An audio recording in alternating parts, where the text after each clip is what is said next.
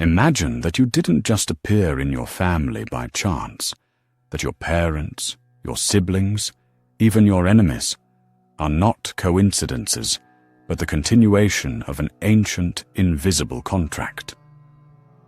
Edgar Cayce, the man known as the sleeping prophet, claimed the soul itself chooses where and with whom it will be born.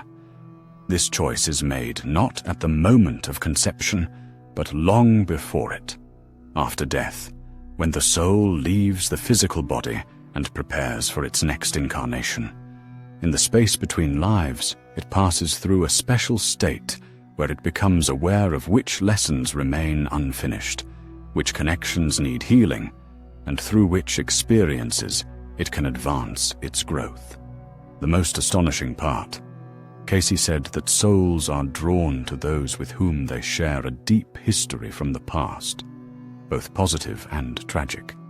You could have been the father of your current son, an enemy, your brother, a stranger, your savior in another life.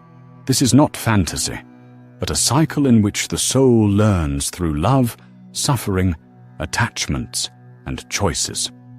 This is what Cayce spoke of in his most mysterious trance sessions. In this video, we'll explore one of Edgar Cayce's most mystical yet practical teachings, how the soul chooses its new family after death. We'll discuss what happens to consciousness between incarnations, what forces influence the choice of parents, why karmic debts pull us into specific family lines, and whether it's possible to change your future by understanding where you came from. According to Cayce, every person is not just a biological descendant. They are a time traveler who returns to certain connections to learn lessons of love, forgiveness, and growth. The soul doesn't choose comfort, it chooses meaning. Cayce described how, after death, the soul transitions into what he called levels of consciousness, where it confronts past experiences and future tasks. And it is there, in this space beyond time, that the choice begins.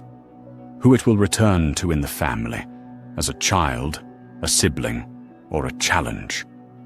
This video is an attempt to look at your life from a higher perspective, the same perspective from which your own soul may already be watching you.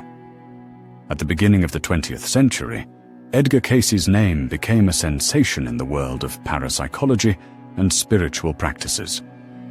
He was a man with no academic education, yet in a trance state. He provided precise medical, psychological, and spiritual guidance. He spoke of diseases that hadn't yet manifested, past lives, the future of humanity, and the soul's journey between worlds. He paid special attention to the moment between incarnations, the state in which the soul exists after death and before rebirth. Cayce claimed that after physical departure, the soul doesn't simply vanish or go to heaven, but enters a special layer of consciousness where it reconsiders its actions, emotions, and choices.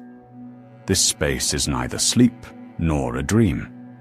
There, the soul clearly sees what was and what must be, and it is in this state that the choice begins, not just of time and place, but of the future family. This is no accident but a spiritual strategy, a choice based on karma, emotional memory, unresolved knots, and a drive for balance. Cayce spoke of this long before science took reincarnation seriously.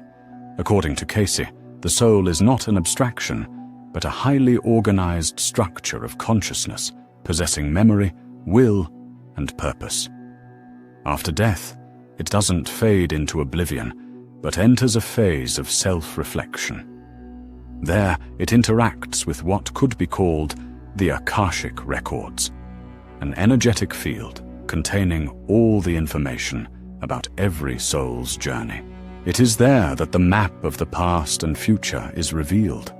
The soul begins to see patterns, who was whom, which relationships remained painful, where forgiveness was lacking, and where love was absent. Based on this, the context for the next birth is created. Cayce said that at this moment, the soul literally feels whom it must return to. Sometimes these are families with difficult lessons. Sometimes those whom the soul must teach or support. Conversely, the soul may enter a family to experience pain, betrayal, or sacrifice if it's crucial for its growth. Soulmates don't always come as friends, sometimes as challenges. And so, the family we are born into can be both a blessing and a mirror of all our unresolved tasks. The soul doesn't enter a new life randomly. Cayce explained that the process of choosing a family begins even before incarnation, when the soul enters what he called the interlife preparation phase. In this state, it doesn't simply rest, it analyzes everything that was, which relationships were left unfinished, which actions caused others suffering, and what needs correction in the future. This isn't judgment, it isn't punishment, it's awareness. The soul sees other souls it was connected to. It feels where pain, unexpressed love, or broken bonds remain. And this is what draws it to a specific family, not for comfort, but for opportunity, the chance to heal, repeat, or rethink. Often, the soul returns to the same family line, but in a different role. The one who was a father may become a child. The one who caused pain may be born as someone needing care. All of this is shaped by the principle of spiritual interconnectedness, which Cayce called the law of correspondence. Every family isn't just genetics. It's a spiritual knot. And the soul chooses it not by chance, but because that's where its next crucial step awaits. Cayce claimed that the soul not only chooses its future family, but also participates in the moment of conception. It observes the formation of the bond between future parents and responds to the energetic resonance arising between them. This isn't about logic or randomness. It's a deep attraction happening at the vibrational level. The soul senses. It is through this couple, their personalities, destinies, inner conflicts and family patterns that it can undergo the experiences it needs. Even if outwardly it seems the child came unexpectedly or was unwanted, from a spiritual perspective, this arrival was precise and timely. Moreover, Cayce emphasized that the soul may wait for conception, lingering in the subtle field near the future mother or father. It integrates into their space long before birth. And if the pregnancy doesn't occur for some reason, the soul may return later, in the same family or even in another body, but with the same purpose. This process explains why some women feel their future child is already near, long before the actual event.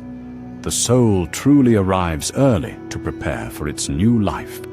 One of the most striking aspects of Cayce's teachings is the idea of spiritual contracts between souls.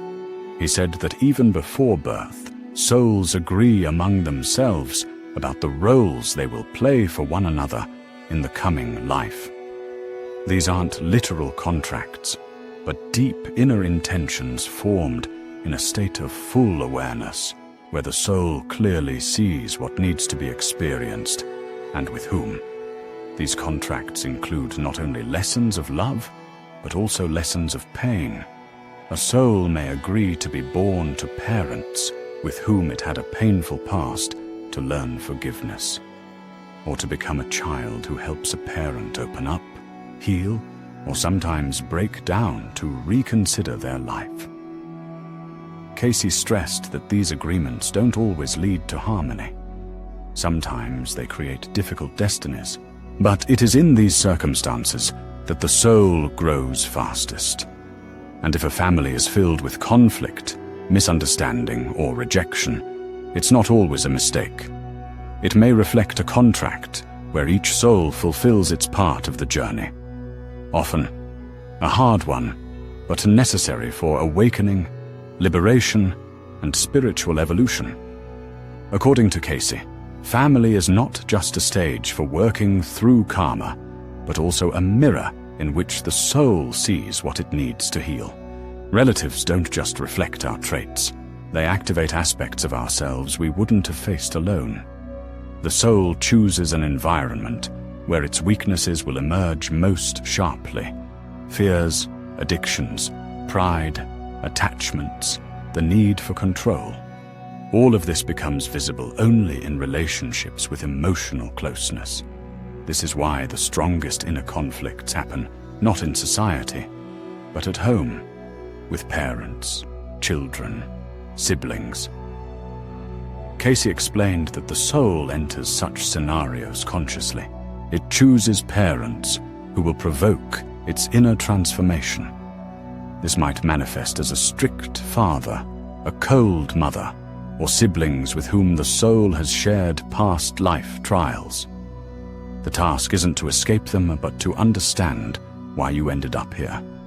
Which part of you needs acceptance, which pain requires attention, and which love, perhaps, was never expressed.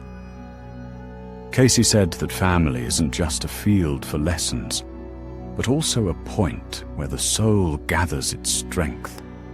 It is through interaction with loved ones that the soul reconnects with itself. He emphasized that in every family, there are not just emotional threads, but energetic knots, invisible channels through which not only love, but also pain, fear, guilt, and hope are transmitted. The soul goes where these energies are familiar, sometimes to finish an old story, sometimes to start a new one. And in this choice, there is no mistake, even if the family seems cold, aggressive, or broken.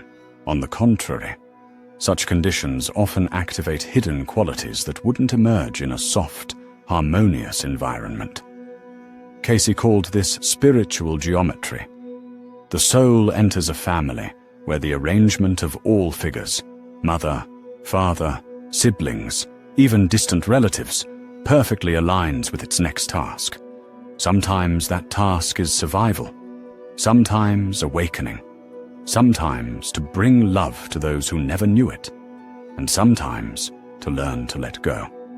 Because even through separation, the soul continues its journey, and everyone it meets becomes part of its movement toward wholeness. Cayce said that the choice of family is closely tied to past lives, especially to unresolved knots. The soul is drawn to those with whom it once left things unsaid, unforgiven, or unfinished.